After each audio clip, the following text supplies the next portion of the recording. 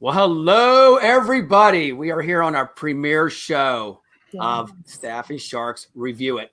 Today, we have some great friends here from Five Diamond Screening. We're going to deep dive into some great staffing chat today about their solution, which is an all-in-one solution. So we're just going to jump into it. I got my KG, my co-host here. She's ready to rock and roll with me. So we have Ed, Trey, and Kat here. So let's just deep dive into the chat here. And I'll go from there. Sounds great.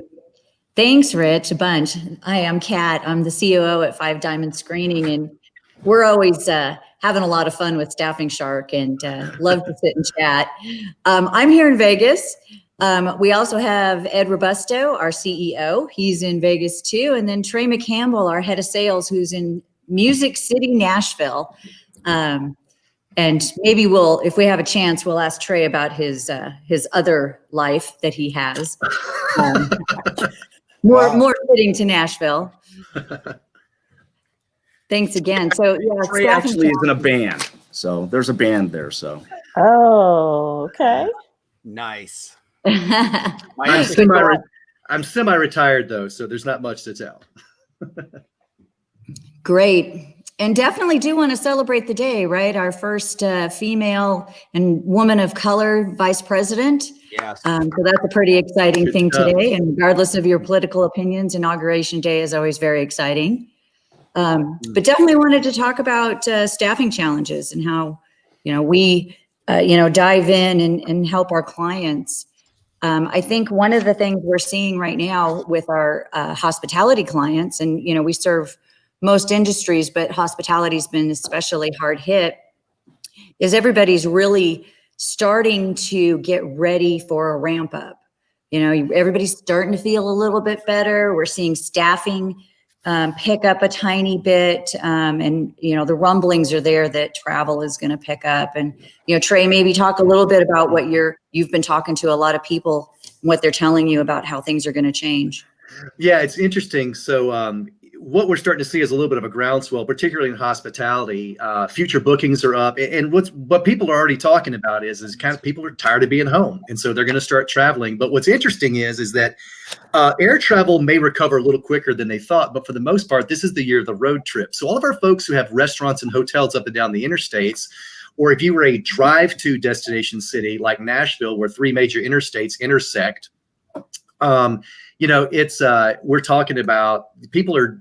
Okay, some of them are at less than half staff. It's like, okay, I'm going to have to potentially kind of wait and see. And then really quickly, I'm going to have to staff back up, which puts you a lot of times, it's not and finding people may not necessarily be the problem. It's finding good people and then getting them on board as fast as possible, because that person you're competing with might be, here in Nashville, for example, what I'm telling my local customers are telling me is they're not just competing with the hotels and the restaurants around them. They're competing with this ginormous Amazon warehouse that we've got, that type of thing. So you got to get them onboarded quickly, and potentially you found the person you want to get them on board. Potentially the background screening part of things can be a tripping spot sometimes with getting somebody onboarded quickly. And that's really where we can help. And that's where we found that we really do have an edge against somebody, even the biggest background screening companies. It really is time. It's not just time to hire, it's time to onboard. And let's, our piece is make that last little bit the easy part. Let's make this the easy part. You found your person. Let's make sure you got a good person. Everything's the way it should be, and get them started. I think some good things. There's like 2 or 3 different really good things, indicators. And talking to convention centers, they all believe that end of February, that sole individual business traveler is going to start traveling again. And like Trey says, I've seen all sorts of things on LinkedIn and throughout talking to people that people are tired of being cooped up. And you've got, on one end, you've got vaccines, and the other end, people are understanding the benefits of a mask and social distancing, so they know they can get on a plane. So executive orders out of the new inauguration, out of the new administration today will help. I mean, he's going to eliminate the no fly from certain Middle Eastern countries and whatnot, so that people can start to get on a plane. I know that in Las Vegas, that specific demographic hurt us as a Las Vegas community, because the November, December, January, those are times when folks from the Middle East would flock to Las Vegas with their families and take up residence at the Wynn or Bellagio or things like that. So not being able to travel from there was a real bust to us economically. So that's going to help. The vaccines are going to help. If you look at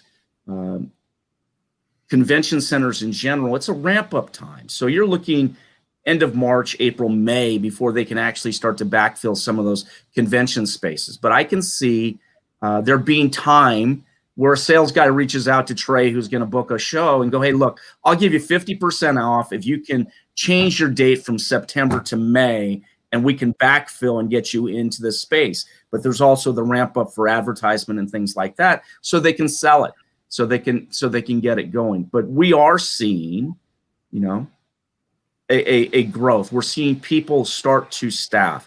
All you have to do is look at the change in flags.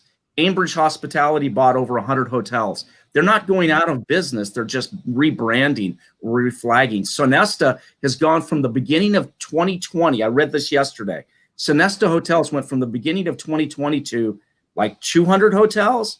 They're at now 1,100 properties internationally because they're buying. They've got deep equity pockets. They're buying hotels that are upside down in their mortgages. I mean, at one point in time, at the beginning of this, the middle of this, over 50% of hotels were upside down in their mortgages. So people are out. People are, we have clients that's their business model, where they go out and buy distressed hotels and make them, take them from the red to the black. I mean, so yep. there's jobs out there. I mean, it's definitely. Yeah. And so that's causing us a real strain in staffing because time, like you said, Trey, time to hire, time to onboard is, gosh, even more important than ever. And additionally, because there is such high unemployment at the moment, making sure that you're properly vetting all the employees coming in is more important than ever, because it would be catastrophic to a business that is, just ramping back up to have somebody come on board that's going to do bad things. So I have a question. One of the things that I liked about you guys, and I think this is a great segue from all that you talked about, is that you say that you're a screening partner and that you definitely customize your tools to meet the needs of your clients. Specifically, that you guys have been talking about hospitality and how there is an uptick in the jobs. Are you also seeing that more people are being vetted? And how do you go about partnering and customizing your tool to meet the needs of a specific client? Well, I'll jump in there. So every employer is different. Mm-hmm. And, I've been in background screening a long time. And what a lot of background screening companies do is they have a set packages or set processes, and then they have their technology platform that can do certain mm-hmm. things. So we decided early on that we were going to be the partner to help streamline for our clients and take work off their plate. And you've got really conservative companies, really liberal companies, and everything in between. So what we've done is created this level of flexibility and really high level service without it driving higher costs to the employer. Background screening, unfortunately, got a bad rap many years ago as not having great service. And a lot of that's driven by unfortunately, some of the bigger screening companies. I worked at one of them.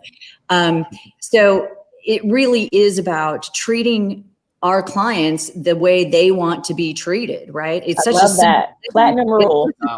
It is. I will speak to what Catherine's talking about. Okay. So she was COO. She was actually vice president of operations for HireRight, which is arguably the largest background screening company in the United States, if not the world. So everything that she dealt with at HireRight, we do the opposite.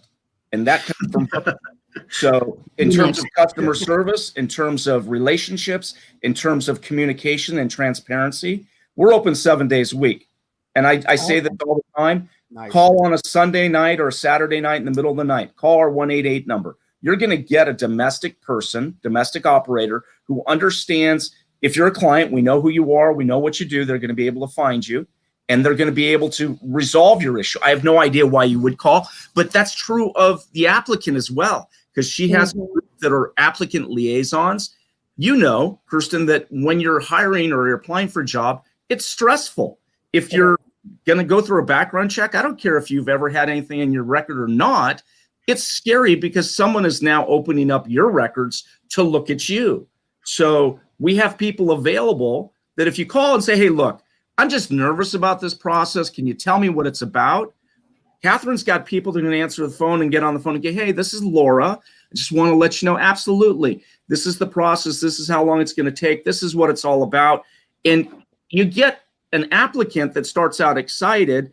And then on Tuesday, they start excited again because it hasn't been a pain in the butt and it hasn't been hard.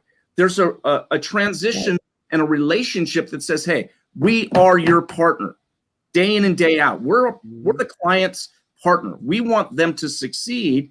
We don't lose clients. We've lost one.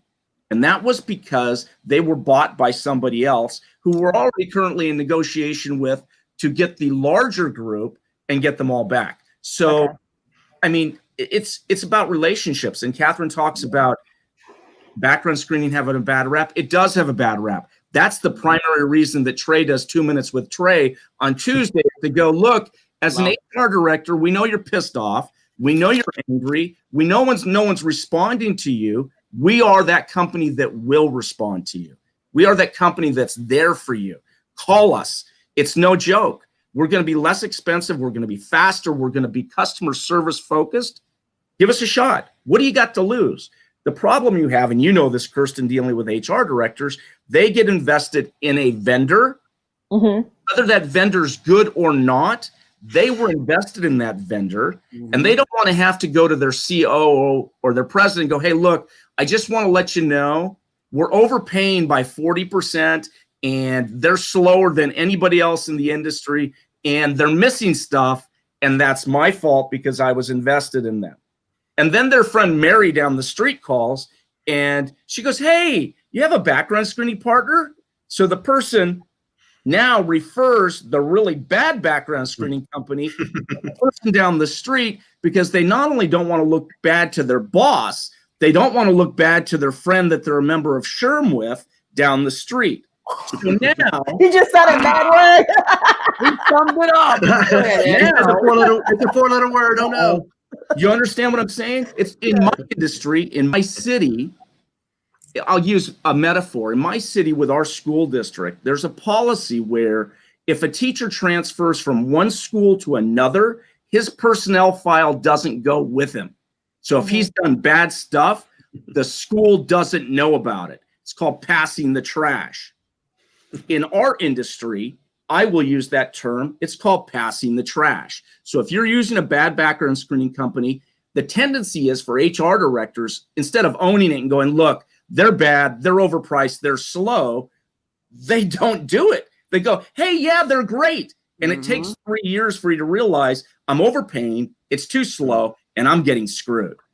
And now unfortunately, a lot of the big ones have all the same mentality, right? It's about making the buck as opposed to serving the client's needs. I love how you guys said that too. So true. And I'm going to tie into this.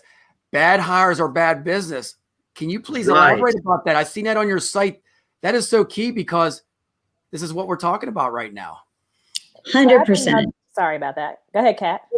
No. Go ahead. I have another question because I am I'm in here because my last corporate job was as the TA ops leader. So I worked specifically with our vendors, and background screening, onboarding was one of the things that was under my purview. So one thing that I see, and maybe because of the industry that I was in, it might be a little different, but you know, speaking from a hospitality standpoint, which is most of your customers, do you feel like the onus is on the recruiters and or the HR people, whoever is responsible for deciding who passes? Do you feel like the onus is placed too heavily on folks who really shouldn't have that responsibility? Yes, 100%. We recommend a centralized hiring or at least decision-making process. Okay. We see it all the time with companies that have either multiple locations, multiple hotels, multiple departments, hiring managers. It sets up a couple things. One, you're right. They probably don't know they're not expert enough in reading the reports to make a valid decision. But the bigger issue is that it causes inconsistency, and inconsistency can be tied back to discrimination. Yeah. So a good example, we used to have a bank as a client, and they let the hiring decision take place at each branch. Okay, this is a big national bank. Each branch made their own decision. So at one of the branches, the branch manager had, their father was killed by a drunk driver. Horrible situation. So anybody that applied that had a DUI on their record, they failed them. Then you have another branch that their branch manager was kind of a party girl. So no matter how many DUIs you had, she passed them. So complete opposite mentalities. And this, you know, you're setting yourself up for negligent hiring practices. Mm-hmm. So what we've done is we've created, as part of our system, we've created tools that even if you've got a decentralized hiring process, that decision-making can be centralized without it being really cumbersome for somebody at corporate.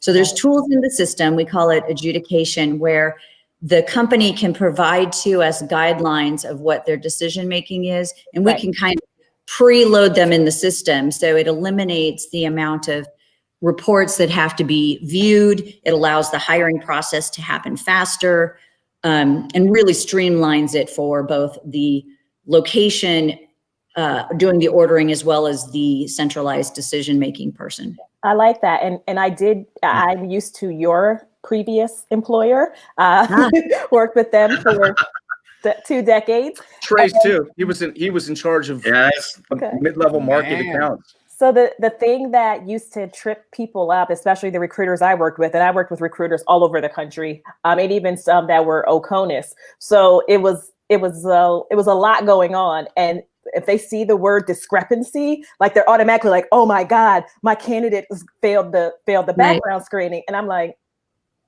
did you read the report? But they have discrepancies. I'm like, it's the date. I was like, I graduated from high school 100 years ago. I don't remember the actual exact date I graduated, and companies aren't providing that information. So you call my company, you say, hi, where did such and such work here? Was this their job title? Is this how much money they made?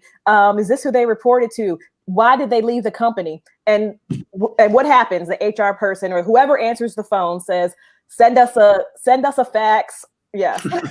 Yeah. So there are people that say, send me a fax, send me a disclosure, send me something, and it'll go to our hotline, and we'll just return whatever's in that personnel file. Oh, and by the way, when you have certain organizations like that, even their personnel files aren't 100%, error without flaw. So, I think there's certain words. Do you guys use that word discrepancy, or, is there a better word that will, not have such a negative or, put that, internal mental bias on you that person had? Yeah, that is a great point. We do use the word discrepancy. Okay. It's an industry term. It is an industry term. Yeah. I think the other difference is we spend a lot of time training, teaching people, what to look for. We also spend a lot of time teaching about the EEOC guidance from 2012 that talks about individualized assessments on every single candidate, so that just because there's a criminal record in their background, it's about understanding the severity of it, what was going on in their life at that time, what were the driving factors. Every situation needs to be considered individually. And so we spend so much time teaching that to our clients that it helps them be better prepared for making those decisions. There's a job for everybody, but not everybody for a job. Is that what you say? I mean, yep, exactly.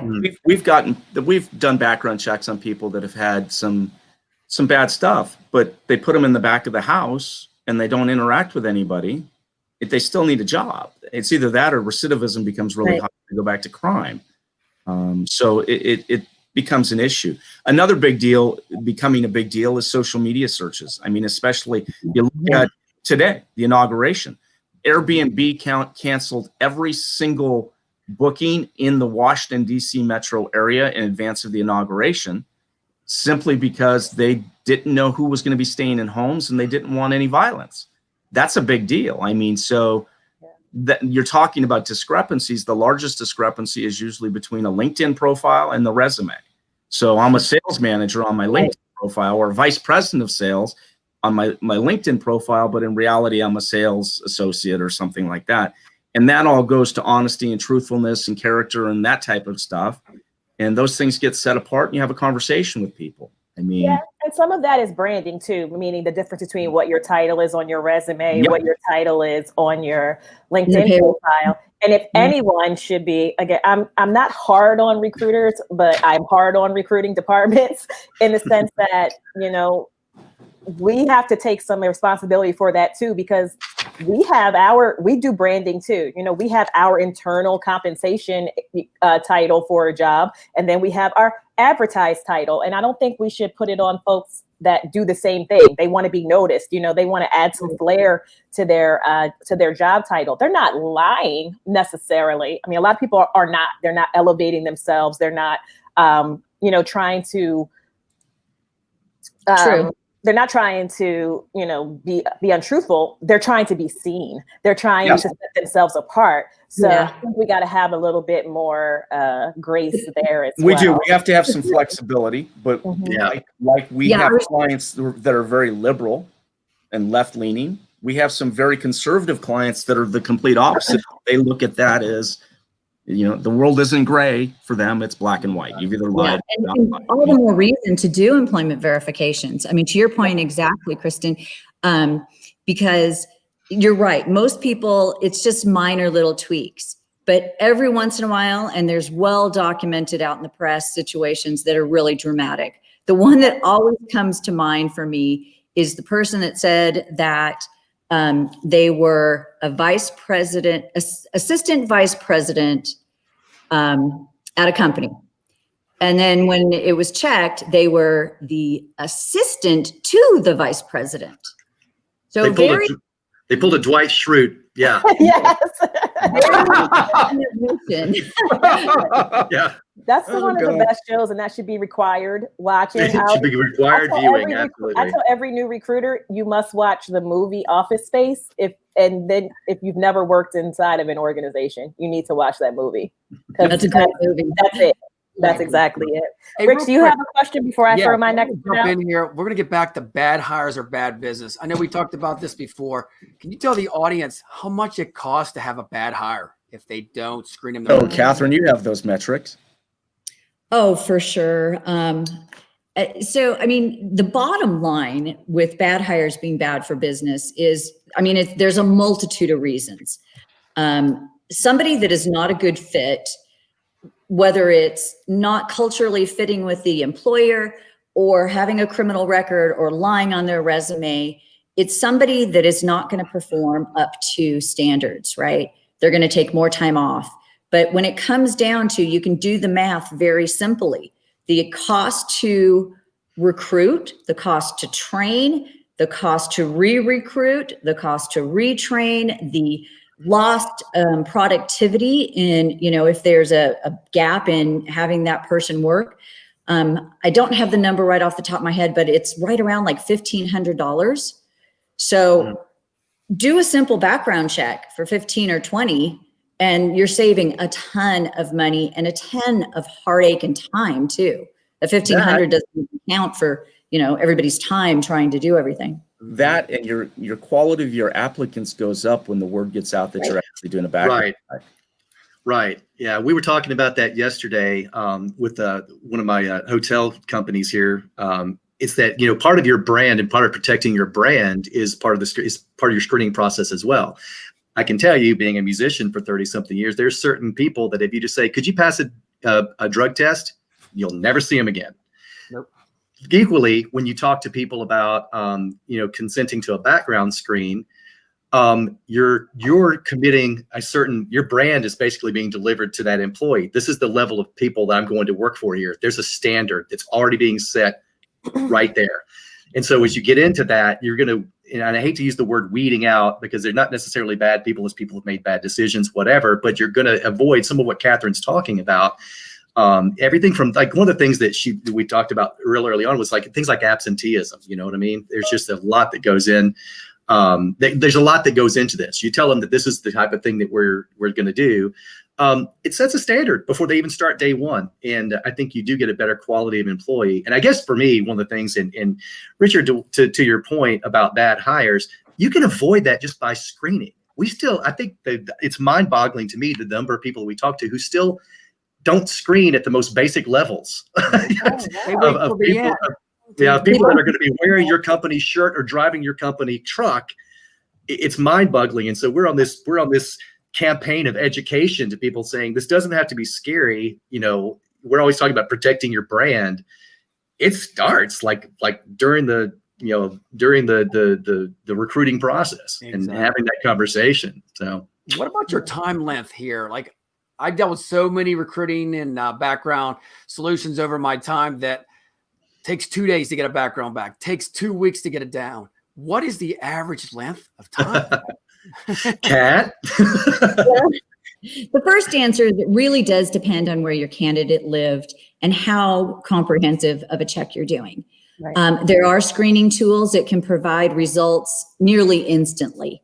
And then there's others, if you're going to do a really comprehensive check, it is going to take a few days. But really the biggest driver of the turnaround time is where the candidate has lived, because we have to check the court records wherever they've lived in the past.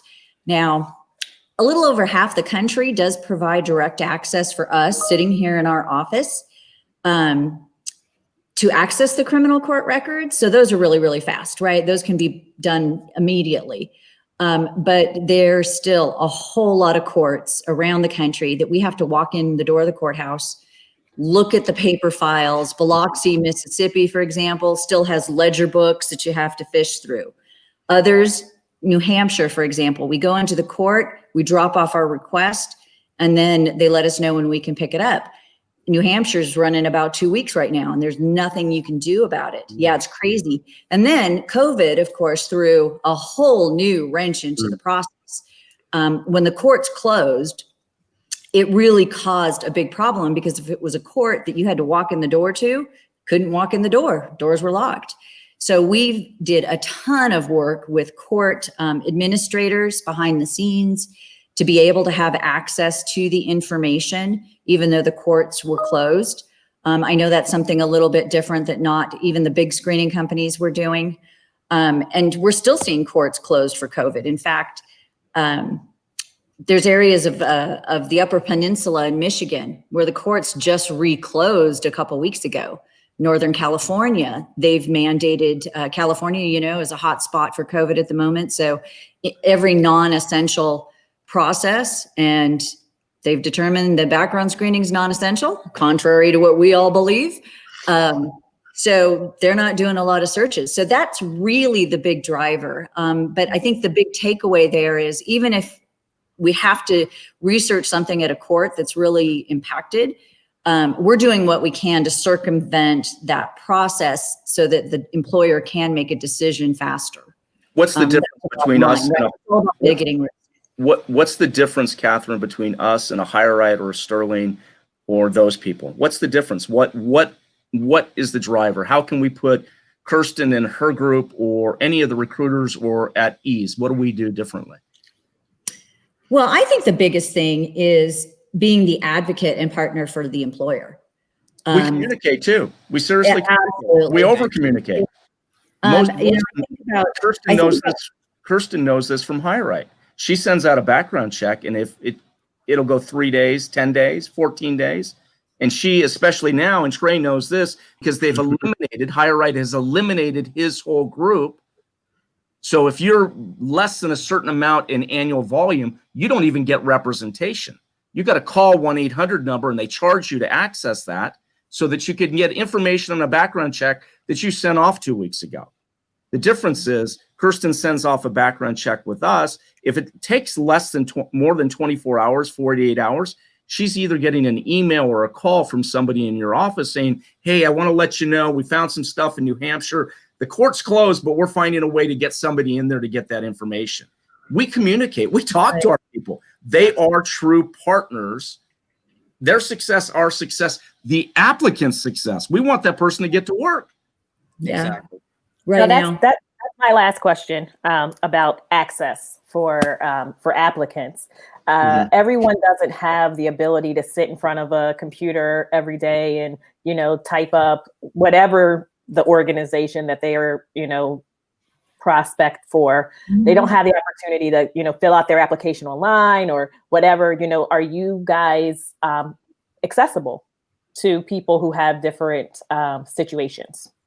Yeah, 100%. So our clients can generally collect the written signature. That is one of the downfalls, right, of this whole process, that according to the Fair Credit Reporting Act, you have to have written permission. So we can't take that verbally, but we can take everything else verbally. So things can be collected on paper, faxed in, emailed, online, and our online tools are smartphone friendly. So we've got the ability for them, if they can access Facebook on their phone, they can fill out our information. And we've spent a lot of time perfecting that. We help our clients with job fairs, for example, and we can launch, you know, okay, Susie, your background check's needed for you. We do that at the job fair, and she immediately gets a notice on her phone, and she clicks a link and fills out the information, and she's done. I love it. Yeah. The other thing is, you know, our applicant advocates that Ed was talking about earlier, bilingual, 24/7, 365. So, you know, clients, you know, if they've got somebody that English isn't their first language or is not tech savvy, that team is there to help them through the process. I love it. That's all right, Rich. Yes. Real quick about the drug test. What are you seeing out in the market now? I mean, the urine, the mouth swabs with COVID going on. What companies, what are they using right now? Yeah, great question. You've got two factors going on right now. You've got changing laws around the country, mostly as it relates to the use of marijuana. Nevada, for example, the governor signed into law that marijuana tests cannot be used for pre-employment purposes at all, period. New York's got a similar situation. And then all states, except for 2, have some kind of marijuana legality, whether it's medical or, you know, regular recreational use. So we are seeing a lot of employers removing marijuana from their testing panels, even if they're not in a state that's where it's fully recreationally legal, just because it makes it challenging, right? Then you got to mess with the medical marijuana cards. Marijuana typically can still be used if it's post-accident or reasonable suspicion. But in terms of the type of tests, more and more companies are going to the oral swabs. And there's really 2 kinds of oral swabs. There's one where you swab it and you ship it off, just like a urine-based drug test. And then there's others where you do the oral swab and you know within 7 minutes if the person is negative or positive, or I should say non-negative. Now, in some cases, they do still need to go to give a urine test, but those oral swabs are like a fraction of the cost of a regular urine test, and you get your results in 7 to 10 minutes. The other thing, you know, everybody is so worried about COVID. These are administered wherever you want. So your applicant's here, you're interviewing them, you're social distancing, you know, 6 feet away. You can give them the swab. The applicant does it themselves. So you're not getting close to them. You're not, you know, touching their saliva or anything. Applicant's doing it themselves, clicks it in the kit, and that's it. So there's no interaction. And it's way better than sending somebody to a lab, a collection site, to either A, sit there for 2 hours to wait for their turn to give their urine specimen, and you're sitting with people that may be sick. So you sit in your car. So way better applicant experience is if you're using those swabs. I mean, that is like my favorite thing. Favorite trend that's going on right now, for sure. Nice. Yeah. Let's wrap it up. I got one more question here. One of you guys, give me a story of how you made an impact with a company through a background. Well, gosh, there's lots of those for sure. You know, we always end up defaulting back to hospitality, and you know, I think of the situation where a client of ours took over a hotel and was rescreening all of the applicants because they'd never been background checked. And it is a touchy situation when you're rescreening individuals that are already working, but an industry like hospitality, it is very important because people have keys to rooms. They have access to money. This particular hotel had 20 or so employees, and there were 6 sex offenders working there. And the hotel, this could be applicable to any business, right? People are the success of the business. And this particular hotel, the reason it was being taken over by another one is because it was failing. And there were shortages of money all the time. And there was poor customer service reviews. So, I mean, it was no surprise that there was some issues, but there's anecdotes all the time of, people going into guest rooms and doing really bad things. So that one made me feel really good. I think back doing background checks for a retail customer, and somebody with really bad sex crimes, probably a sex offender too, had applied to be a dressing room attendant. So that would have been pretty awkward, right? So there's a lot of situations, and it really, Ed uses the example, it only takes that one Sandusky moment to ruin your reputation. Right. Yeah, and the Pittsburgh guy knows that reference because I'm a Penn State grad, so I know it right there. Oh, wow. That's how I started out when we started doing this 11 years ago, and it was at security meetings, security directors, because I was under the assumption that in casinos, security guy would have the purview for background checks. Back in the day, he did, but it's the HR person now in technology. Is I would throw out the Sandusky thing because I'm a former football guy, a football coach, that type of thing. And Jerry Sandusky would have never been found because he didn't do anything criminally. It was never in his background. But just the thought of actually doing something other than, hey, Joe Paterno's my buddy, I got a job. And plus he was a heck of a linebackers coach. He would have been terrified. He wouldn't have been doing the heinous things that he was doing. But he cost Penn State billions because people stopped donating. People stopped putting them on their top 5 list of athletes. Football players, basketball players, everybody started going other places because of the fear and the, oh my God, you went to Penn State. It no longer was you were a Nittany Lion, you were part of a whatever. I mean, so reputation goes a long way. Adding to what Kat was saying about, it's not just about how we've helped out the client. It's helping out an applicant who really wants a job, needs a job, deserves a job, or they're going to get back into recidivism or whatnot. I mean, if you go to human trafficking, we've done background checks on hotels that they were dens for human trafficking, and we've helped to essentially clean the place up so that now it's a legitimate in the black business, and they've gotten rid of that element. I mean, we take it that seriously. It's not. And I always say about Catherine, she's got 3 granddaughters. She wants to be able to go to a restaurant and have the 13-year-old be able to walk to the bathroom and not be afraid, not be concerned. So there's that personal element of what we do. Yes, it's a business. Yes, there's the bottom line. But we take it very personally because we are hospitality. We are travelers. We are invested in the industry. We're members of every national association, whether it's the whatever hospitality association, the venue managers, all of them. It's what we do. Yeah. And I think the other example of how we've really helped, we talk about these scary stories, right? And those are the really extreme ones. The other thing that is really, really impressive is when it's the flip side. When we can turn around the background checks in just hours, and now you've got a big chunk of people, like at the job fairs, those are really fun to do. Last year before COVID, one of our clients had a job fair. They put 100 people through in about 2 hours, and all the background checks were done the same day. So they were able to make offers and get those people onboarded immediately.